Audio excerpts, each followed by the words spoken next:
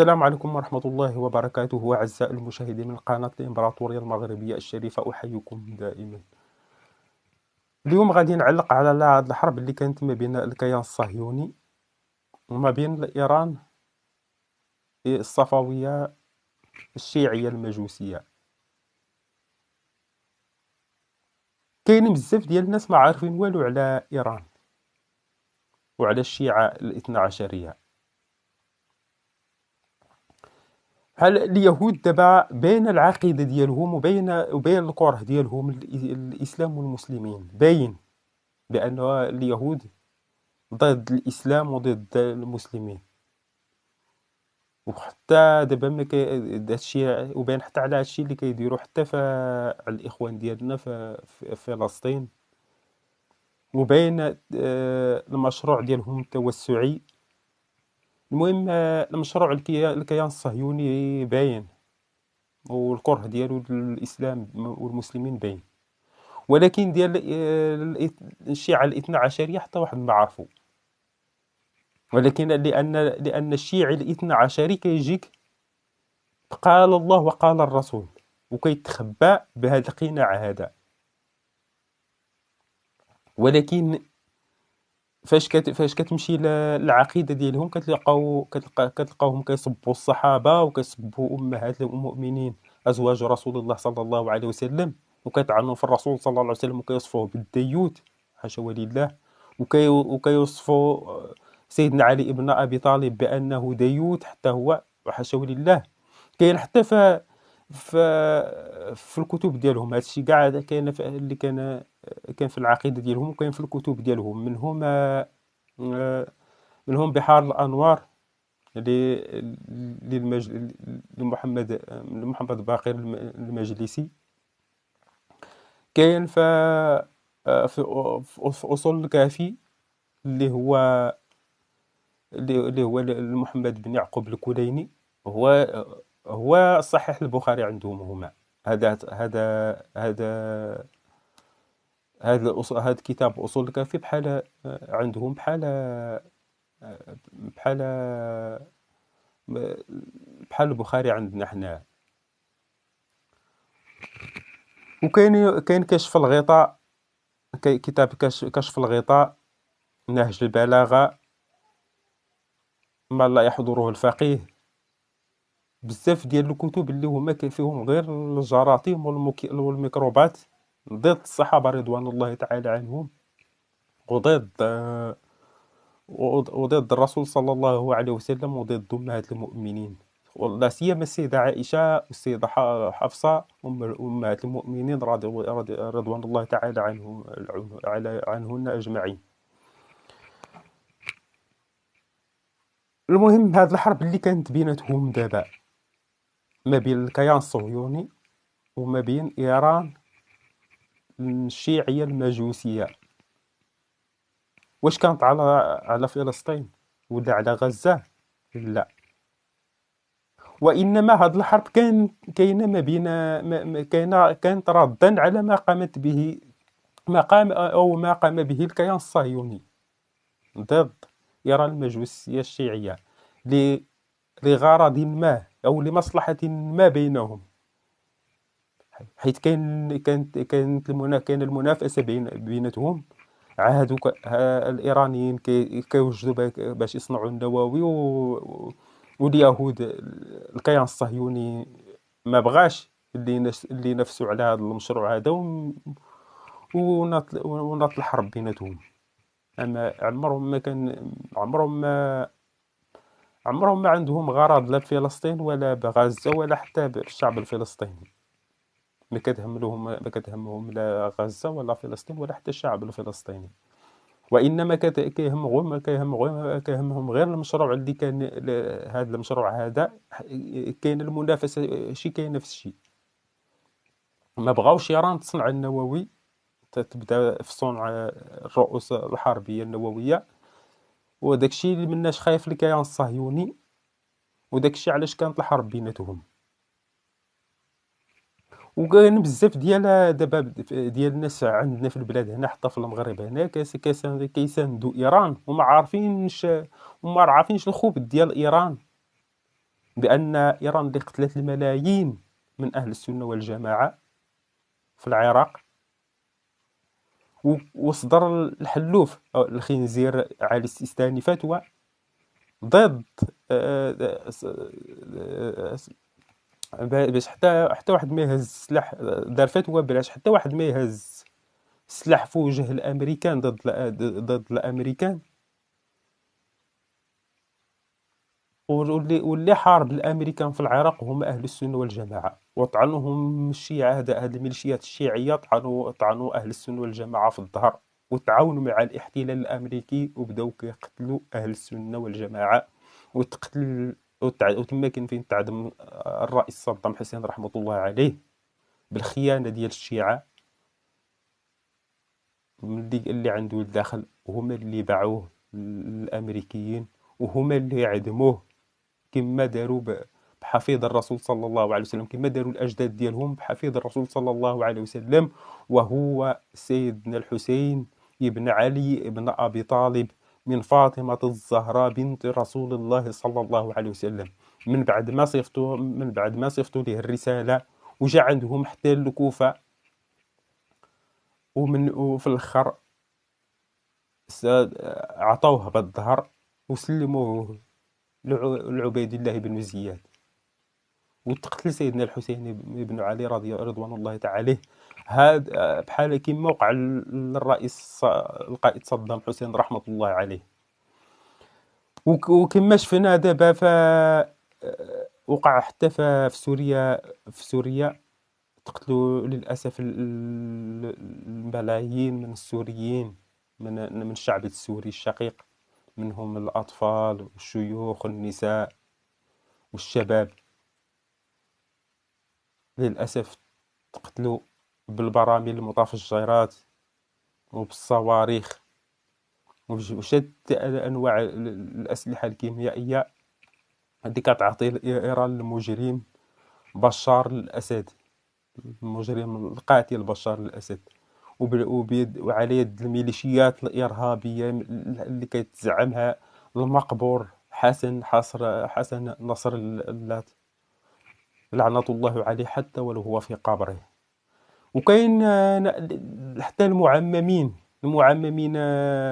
الخنازير الشيعة اللي كيسبوا الصحابة وكيطعنوا في شرف الأمهات المؤمنين، ومنهم واحد كيتواجد إلى حاليا في سميتو في بريطانيا، في لندن حاليا، اللي هو يوميا وهو كيسب في ام المؤمنين السيده عائشه المدعو ياسر الحبيب، وهو بل ياسر الخسيس، انا كنسميه ياسر الخسيس، لانه كيسب الصحابه وكيسب امهات المؤمنين، كيطعن في عرض الرسول صلى الله عليه وسلم، وبهذه الطريقه كيوصف الرسول صلى الله عليه وسلم بالديوث.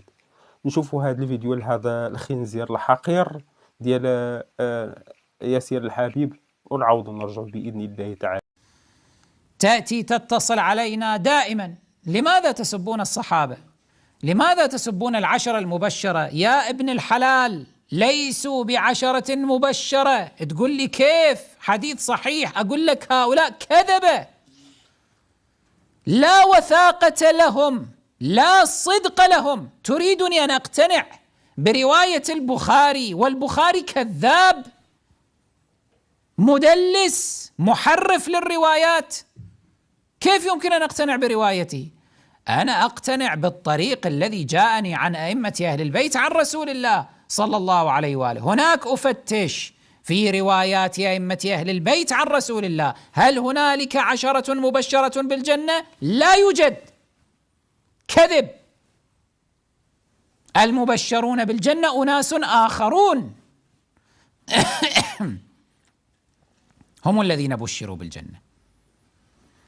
تقول لي لماذا تسبون عائشة؟ عائشة المبرأة من فوق 7 سماوات. أقول لك كذب. تقول لي وارد في البخاري، وارد في مسلم. البخاري كذاب، شيوخ البخاري كذبة، مدلسون محرفون، يتلاعبون بالروايات. عينك يخليك بياض، يكتب لك بياض. تريدون أن أثق به؟ كذابون. عائشة نفسها كذابة، كانت تكذب على رسول الله كما في حديث المغافير. أنا لا أقتنع، لا أصدق أن الروايات في أن الآيات في سورة النور نزلت في تبرئة عائشة من الإفك.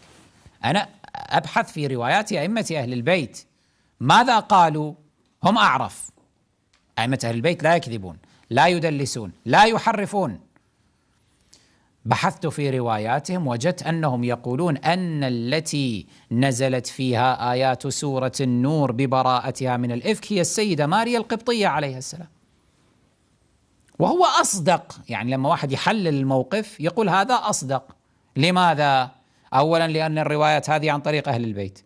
اثنين، هي التي جاءت لرسول الله بالولد. عائشة ما جابت، عاقر كانت، ما جابت لرسول الله ولد. فلما جابت المرأة التي تأتي بولد هي التي تتهم من أهل الإفك، يعني هذا أصدق. ثالثا، الروايات كما عندنا عندهم، وإحداها عن عائشة أنها تقول اتهم أهل الإفك والزور ماريا بالإفك، في حين القول بأن عائشة هي المبرأة من فوق 7 سماوات قول محصور بعائشة فقط، شهادتها لنفسها مردودة. هناك شهادات في المقابل مختلفة. ففي الميزان العلمي ترجح كفة السيدة ماريا عليها السلام، هي المبرأة من فوق 7 سماوات وليست عائشة. وهكذا نحن نريدكم أن تتحرروا من هذا الوهم، من هذا الدجل، من هذه الخديعة، تتحررون، تخرجون من الظلمات إلى النور. هذا غرضنا فقط. نريد منكم أن تتبعوا آل رسول الله صلى الله عليه وآله. المهم كيما شفتوا هذا الفيديو، هذا الخنزير هذا هو كيطعن في ام المؤمنين السيده عائشه رضي الله عنها، وكيطعن في الصحابه، وكيطعن كاع في امهات المؤمنين. ما تقدروش بهم الاخوان، هادو راه ماشي مسلمين، غير لابسين القناع ديال الاسلام. حيث اللي كيقول بان الصحابه كفار هذاك ماشي مسلم، اللي كيقول بان القران ناقص ومحرف هذاك ماشي مسلم، اللي كيطعن في ازواج رسول الله صلى الله عليه وسلم هذاك ماشي مسلم، اللي كيوصف الرسول صلى الله عليه وسلم بالديوث هذاك ماشي مسلم، اللي كيوصف علي ابن ابي طالب رضي الله تعالى عنه وارضاه هذاك راه ماشي مسلم. لان كاين حتى في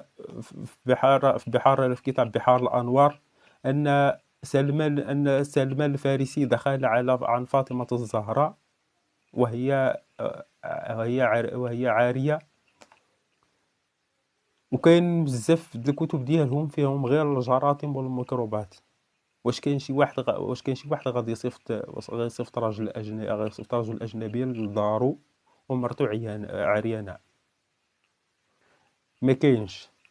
هاد الحقراء هادو يكون عرفت شنو كاين في الكتب ديالهم وحتى في العقيده ديالهم، حيت ما يمكنش انك تكون شيعي بلا ما تسب الصحابه وبلا ما تطعن وبلا ما تسب امهات المؤمنين وبلا ما تطعن في شرفهم. هذا هو الدين ديالهم، وهذيك هي العقيده ديالهم. ما تغتروش بهادو، حيت ما عندهم لا مله لا دين، وانما هما كفار كيسبوا الصحابه وكيطعنوا فيهم. اما هاد الحرب اللي كاينه بينهم وبين الكيان الصهيوني الله يجعلها بيناتهم الى يوم الدين، الى قيام الساعه. هادو حتى هما محتلون، كيحتلوا دولة الأحواز اللي هي دولة إسلامية، دولة سنية احتلتها بريطانيا سنة 1914 وسلموها للخنازير الشيعة الإيرانيين سنة 1925، وتعدم حاكم، اعدموا حاكم حاكم الأحواز، تعدم الحاكم الأحواز اللي هو خاز علي الكعبي، اللي هو كان حاكم، اللي كان هو حاكم الأحواز. إلى يومنا هذا استولوا على الأرض، على الأراضي الأحواز. إلى يومنا هذا أهل الأحواز أو دولة الأحواز كيناضلوا كيطالبوا بالاستقلال ديالهم من هذا المشروع الإيراني الصفوي، من هذا الاحتلال الإيراني الصفوي. هادو ما عندهم لا حتى ملة ولا حتى دين، وإنما هما كفار ناجسين ارتكبوا جرائم في حق أهل السنة والجماعة. والشيعي هو سبب، الوزير الشيعي هو سبب الخلافة العباسية حتى سقطت على يد التتار المغول اللي كانت سقطت في بغداد سنة 1000 على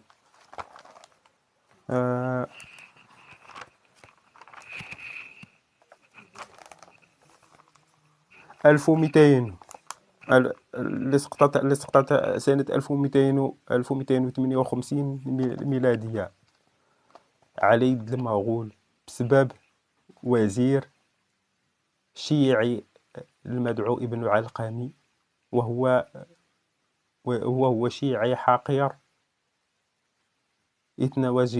شيعي 12 حقير. طعن الخليفة في الظهر ودخل به ودخل وعطى ودخل، هو اللي دخل التتار لبغداد وقتلوا أهل بغداد وحرقوا حتى المكتبة. واللي بقى في العباسيين هربوا لمصر وتما كينأسسوا الخلافة ديالهم. قتلوا الملايين من الناس في بغداد.